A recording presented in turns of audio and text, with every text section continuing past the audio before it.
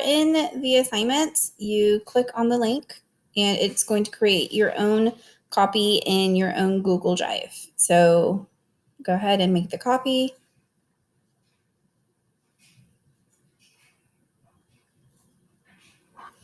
You're going to come up here and change your name. Make sure that you put your name in your last name so that it's, professional. So when you are going through it, you have a couple of slides. On this first slide, it's going to show you all of the different levels with a description and the jobs. Those are going to be the most helpful. When you look at slide 2, you need to label the level of economics for each of these jobs that are listed. So the example here is the shoe factory, okay? So if you go back to slide 1, you look at jobs over here to the right side, and then right here you see factory worker. So that is secondary. So when you are going back to slide 2, it has secondary right there. Let's go ahead and look at firefighters, okay? So the first thing we do is go back to our chart. It's easy to look at the jobs, and unfortunately, we don't see firefighters here. So we're actually going to have to read through the descriptions.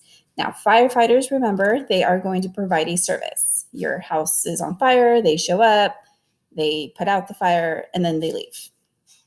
So let's start looking through the description, and we're going to look for service.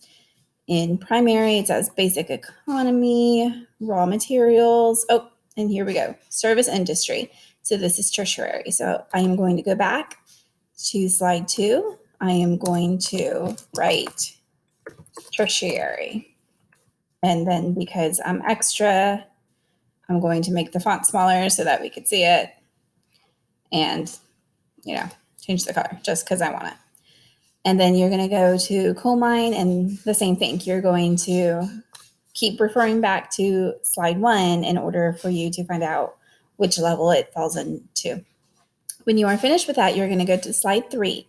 And slide 3, it's asking you to write a diary and describing the job that you would like to have. So you are going to select a job, and you need to talk about your literacy rates. Does that job require you to be able to read? Then you're going to talk about the standard of living. Does the job that you choose, does it pay enough money that you're going to have a comfortable house, or are you going to not be so comfortable? So for example, if you wanted to talk about being, let's say, a teacher, if a teacher needs to be able to read, so they need to have a high literacy rate, and their standard of living, usually a teacher pays pretty decent. Most of your teachers have decent clothes, and most of them have a car, so they're kind of comfortable, okay? As opposed to maybe being a CEO for a company where they definitely have a high literacy rate, and they definitely have nice cars and nice clothes. And so their standard of living is going to be much, much higher than what a teacher is. Okay. On this slide 4, it just kind of describes what literacy means and standard of living, just in case you need extra help understanding what those words are.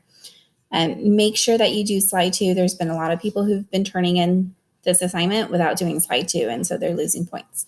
So I hope this made sense. If it doesn't, email me and we'll try again. Okay. Bye.